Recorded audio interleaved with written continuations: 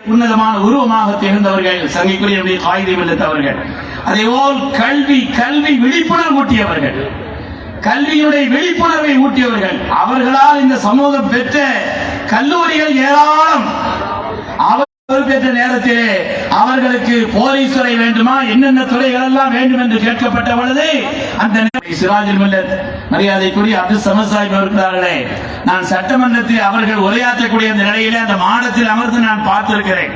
அவர்கள் தமிழகத்திலே ஒரு குறிப்பிட்ட பகுதிகளிலே காலத்திலே நம்முடைய சமத் சாஹிப் அவர்கள் அழகாக பேசினார்கள். காவல்துறை என்பது அது காக்கும் துறையை தவிர தாக்கும் துறை அல்ல.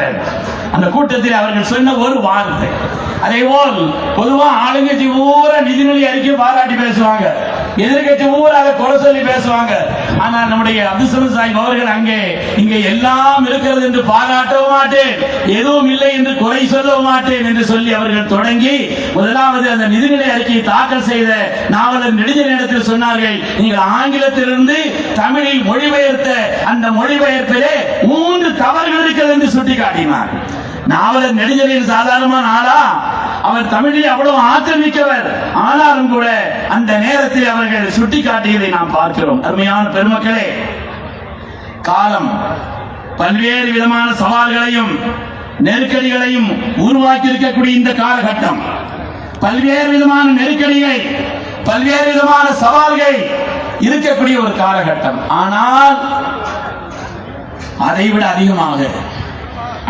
அதிகமாக வாய்ப்புகளையும் புதிய அணுகுமுறைகளையும் அல்லாஹ் நமக்கு தந்துதான் இருக்கிறான். எல்லாவற்றிற்கும் முன்மாதிரி மனித புனிதராம் சய்யிதுனா முஹம்மது ரசூலுல்லாஹி ஸல்லல்லாஹு அலைஹி வஸல்லம் அவர்கள் தான் மக்கா நகரத்திலே கொடுமைகள் செய்யப்பட்ட பொழுது, மக்காவினுடைய நகரத்தை விட்டு வெளியேற்றப்பட்ட பொழுது வாழ்வே முடங்கி போய்விட்டது என்று இருந்து விட்டார்களா? ஆனால் அதற்கு பிறகு அவர்கள் செய்த எடுத்த மகத்தான ஒரு முயற்சி தாங்க முடியவில்லை, தாங்க இயலவில்லை. ஆனால் அப்படி திரும்பி சென்றதை அல்லாஹ் குர்ஆனிலே இன்னா ஃபதஹ்னா லக ஃபதஹன் முபீனா என்று பாராட்டினார். ஏனென்று சொன்னால் அதற்கு பின்னால் தான் ஒப்பந்தம் நடந்தது. இஸ்லாமிய வாழ்க்கை உலக நெறி உலகமெல்லாம் பரவுவதற்கு காரணமாக அமைந்தது என்பதை பார்க்கிறோம். அருமையானவர்களே, இந்த நேரம் பேசுவதற்கான சூழல் இல்லை. நான் காயிதே மில்லத் அவர்களை பற்றி கூட ஒரு 5 செய்திகளை முக்கியமாக சொல்ல வேண்டும் என்று நினைத்தேன். ஆனால் இங்கே உள்ள ஒரு நிலை, அடுத்து முதலமைச்சர் சீக்கிரமா வந்துட்டு பேசிட்டு போக வேண்டும் என்று அவருடைய நிர்பந்தம். அதனாலே மாநாட்டாளர்களுடைய அந்த உணர்வுகளை எல்லாம் இங்கே நான் உணர்ந்து கொண்டு என்னுடைய வார்த்தையை நான் நிறைவு செய்கிறேன். சந்திக்குரியவர்களே, தமிழகத்திலே தலைமை தாங்கி நடத்தக்கூடிய ஆற்றல் கொண்ட முன்னோடியான காயிதே மில்லத் அவர்களால் துவங்கி வைக்கப்பட்ட உன்னதமான ஒரு இயக்கம் முஸ்லிம் லீக் இயக்கம். மஞ்சேரியிலே செல்லாமலேயே, அந்த பாராளுமன்றத்திற்கு செல்லாமலேயே அவர்கள் வெற்றி பெற்றார்கள். நிருபர்கள் அந்த அங்கே உள்ள மக்கள் சில இடத்துல கேட்டாங்க, தொகுதிக்கே வரலீங்க ஒரு எம்பி, அவருக்கே ஓட்டு போடுறீங்கன்னு கேட்ட பொழுது தொகுதிக்கு வராமல் இருந்தார் என்ன, எங்களுடைய மனதிலே நிறைந்திருக்கிறார் என்று அவர்கள் சொன்னார் என்பதை நாம் பார்க்கிறோம். அருமையானவர்களே, அப்படிப்பட்ட மகத்தான பாரம்பரியத்திலே நம்முடைய முன்னேறும் மில்லத் அவர்கள், அதேபோல் நம்முடைய இன்று பாராளுமன்ற உறுப்பினராக இருக்கக்கூடிய மரியாதைக்கு நவாஸ் அவர்கள் 5000 பேருக்கு மலேசியாவில் நடந்த ஒரு கூட்டத்திலே ஒரு 3 நாளைக்கு முன்னால் மரியாதைக்குரிய டத்தோ வீர சாலுமி வந்திருக்கிறார்கள். அதேபோல் இங்கே மேடையிலே சங்கைக்குரிய நம்முடைய நோபல் சாலுமி ராஜியார் அவர்கள், அதேபோல் சங்கை அவர்கள் தான் இருக்கிறார். அந்த மாநாட்டிலே கலந்து கொண்டார் எல்லோரும். அந்த நேரத்தில் நவாஸ் அவர்கள் சொன்னார்கள், என்னுடைய தொகுதியிலே மாத்திரம் மதம், இனம், மொழி என்றெல்லாம் பார்க்காமல் 5000 பேருக்கு மேற்பட்டவர்களுக்கு கல்வி நான் வழங்கியிருக்கிறேன் என்று சொல்லி காண்பித்தார். ஒரு முஸ்லிம் லீக்கினுடைய பொறுப்பான சட்டமன்ற உறுப்பினரோ நாடாளுமன்ற உறுப்பினரோ இருந்தால் உடைய பார்வை எப்படி இருக்கும் என்பதற்குண்டான ஒரு விசாலமான நிலைதான், ஒரு விசாலமான நிலைதான். அதேபோல் இங்கே சமுதாயத்தினுடைய பெருந்தனக்காரர்களுக்கு விருது வழங்கப்பட்டதே, நான் ஒரு தடவை சாவுலமி ராஜியார் அவர்களை அவருடைய இல்லத்திலே சென்று சந்தித்திருந்த பொழுது வாசலிலே வந்து ஒரு பெண்மணி கல்வியினுடைய உதவி ஏற்று நிற்கிறார். யார் என்று பார்த்தால் ஒரு பிராமண சமுதாயத்தை சார்ந்த ஒரு பெண்மணி, ஒரு பிராமண சமுதாயத்தை சார்ந்த பெண்மணி. ஆனால் சங்கைக்குரிய ஆஜியார் அவர்கள் சிறப்பான முறையிலே அவர்களுக்கு வருடந்தோறும் கட்ட வேண்டிய அந்த படத்தை கட்டினார்கள் என்பதை நான் பார்க்கிறேன். அருமையானவர்களே, அதனாலே சங்கைக்குரிய பாராளுமன்ற சட்டமன்ற முன்னாள் இன்னாள் உறுப்பினர்கள் மரியாதை நம்முடைய அபூபக்கர் அவர்கள் மரியாதைக்கு நம்முடைய முதல்வரே ஒரு தடவை சொல்லி காமிச்சார், இது போன்ற சிங்கங்களை நீங்கள் சட்டமன்றத்துக்கு தந்தால் நாங்கள் பல்வேறு சாதனைகளை நிகழ்த்தி காட்டி விடுவோம் என்று நம்முடைய முதல்வர்கள் முன்னாள் சொல்லி இருக்கிறார்கள். அதனால் இன்ஷா அல்லாஹ் வரக்கூடிய காலம் சமூகம் ஒற்றுமையோடு இருந்து இந்த சமூகத்தினுடைய கண்ணியத்தை வெளிப்படுத்தக்கூடிய, நம்முடைய பிரதிநிதித்துவத்தை வெளிப்படுத்தக்கூடிய அளவிற்குண்டான உன்னதமான ஓட்டு வங்கியை ஒருங்கிணைக்க வேண்டும், நம்முடைய ஓட்டுகளையும் நாம் முறையாக பயன்படுத்த வேண்டும் என்பதை மாத்திரம் சொல்லிக்கொண்டு இந்த வாய்ப்புக்கு நன்றி கூறி தமிழ்நாடு ஜமாத் உலமா சபையின் சார்பாக இங்கே சிறப்பாக நடைபெறக்கூடிய இந்திய முஸ்லிம் லீக்கினுடைய மஹல்லா ஜமாத் ஒருங்கிணைப்பு மாநாட்டை பாராட்டி என்னுடைய வாய்ப்புக்கு நன்றி கூறி விடைபெறுகிறேன். அஸ்ஸலாமு அலைக்கும். ஹஸ்ரத் அவர்களுக்கு நன்றி தெரிந்ததாக அடுத்ததாக மாநாட்டினுடைய தீர்மானங்கள் இந்திய யூனியன் முஸ்லிம் லீக்கினுடைய தேசிய மகளிர் அணியினுடைய தலைவி AS பாத்திமா முசஃபர் அவர்கள் மாநாட்டு தீர்மானங்களை வாசிப்பார்கள். மாநாட்டோட தீர்மானங்கள்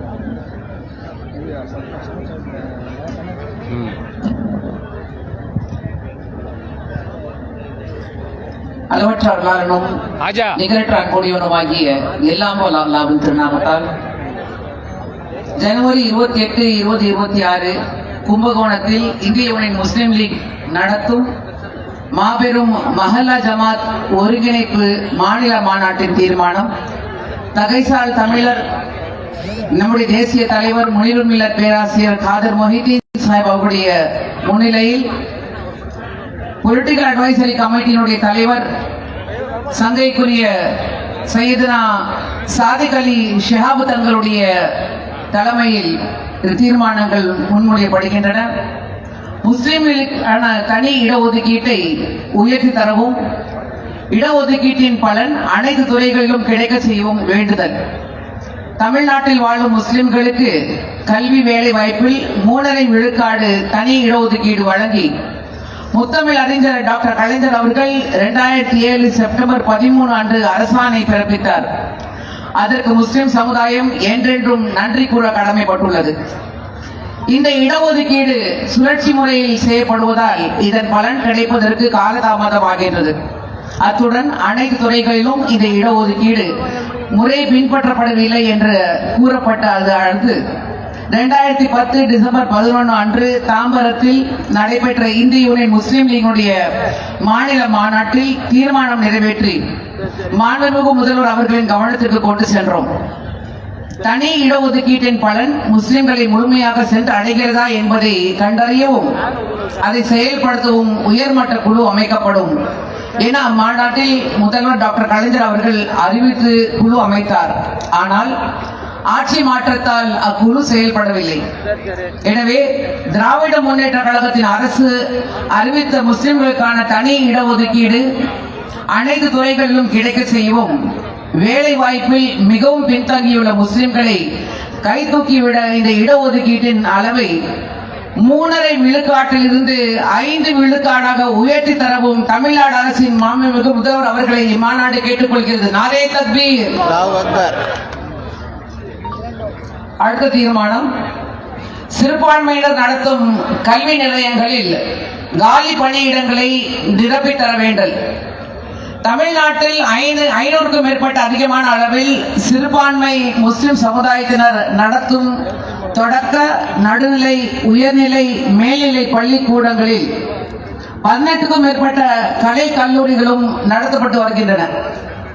இந்த கல்வி நிலையங்களில் மாணவர்கள் எண்ணிக்கைக்கு ஏற்ப ஆசிரியர் பணியிடங்கள் நிரப்பப்படாமல் இருந்து வருகின்றது. சிறுபான்மை நலன் காக்கும் திராவிட மாடல் அரசு சிறுபான்மையினரால் நடத்தப்படும் பள்ளிகளுக்கு தேவைப்படும் பணியிடங்களை நிரப்பி சிறுபான்மையினர் கல்வி முன்னேற்றத்திற்கும் வழிவகுக்க செய்ய வேண்டுவதோடு சிறுபான்மை முஸ்லிம்களால் நடத்தப்படும் கல்லூரிகளுக்கு காலி பணியிடங்களை நிரப்புவதற்கு மாணவர்கள் எண்ணிக்கைக்கு ஏற்ப புதிய விரிவுரையாளர்கள் நியமிப்பதற்கும் பணியாளர்கள் மற்றும் அலுவலக உதவியாளர்கள் நியமிப்பதற்கும் உரிய உத்தரவு பிறப்பிக்க தமிழ்நாடு அரசை வேண்டுகிறோம். மேலும் சிறுபான்மை முஸ்லிம்கள் நடத்துகின்ற ஆங்கில வழி மெட்ரிகுலேஷன் மற்றும் இதர பள்ளிகளுக்கு உரிய கால இடைவெளியில் அங்கீகாரங்கள் வழங்கிடவும், அனுமதி பெறாமல் கட்டப்பட்ட தகுதியான பள்ளிக்கூடங்களுக்கு உரிய கட்டணங்கள் மூலம் கட்டிட அனுமதி செய்து ஆணையிடவும் திராவிட முன்னேற்ற கழகத்தினுடைய திராவிட மாடல் அரசை இம்மாநாடு வலியுறுத்தி கேட்டுக்கொள்கிறது. நாரே தக்பீர்.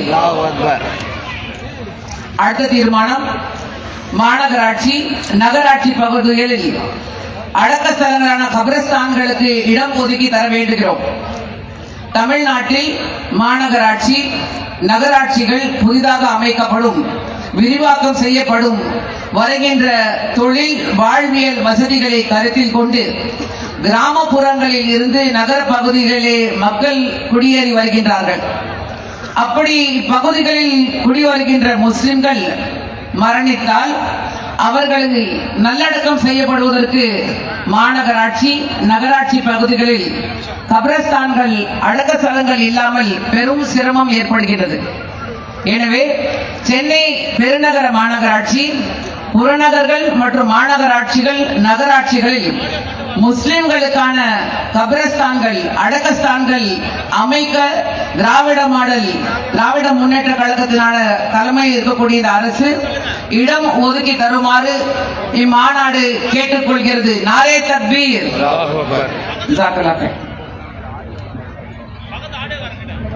அடுத்ததாக மாநாட்டினுடைய தீர்மானங்களை வாசிப்பதற்காக தேசிய செயலாளர் முன்னாள் சட்டமன்ற உறுப்பினர் ஆம்பூர் ஹெச் பாசித் அவர்கள். அன்பு ஊர்ந்து ஒரு வேண்டுகோள், முதலமைச்சர் ஒரு 3 நிமிஷத்துக்குள்ள உள்ள வர போறாங்க. அந்த சைட்ல நிக்கிறவங்க எல்லாம் அந்த பகுதிக்கு போகணும் கேட்டுக்கிறோம். அன்பு கூர்ந்து அந்த சைட்ல என்ன பஸ் விட்டு இறங்கி வந்துட்டு இருக்காங்க. அந்த பின்னாடி கடைசி நிக்கிறவங்களும் அந்த வலது பக்கம் போயிருக்கணும். வாலண்டியர்ஸ் அப்படி சொல்லி அந்த பக்கம் இருக்கவங்க அங்க போக சொல்லுங்க. இங்க இருக்கக்கூடிய வாலண்டியர்ஸ் அங்க போயிருங்க. கொஞ்சம் தம்பிகளா, அங்க இருக்கவங்க அந்த பின்பக்கம் வலது பக்கம் போயிருங்க. அந்த வாலண்டியர்ஸ் இங்க இருக்கவங்க நிக்கிறவங்க வேண்டாம். இங்கே 50 பேர் நிக்கிறீங்க, பின்னாடி போயிடலாம். எல்லாருமே யாரும் நிக்க வேண்டாம். அந்த வலது பக்கம் மரத்தடியில் நிக்கிறவங்க எல்லாம் அந்த வலது பக்கம் போங்க. நிழல் அந்த பக்கம் வந்துருச்சு. இப்ப வெயில் தயவு செஞ்சு அந்த பக்கம் போயிடலாம். அப்துல் பாசித் அவர்கள்.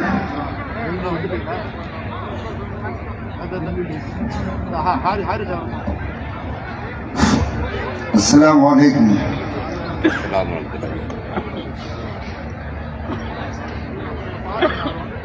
ஜனவரி 28, 2026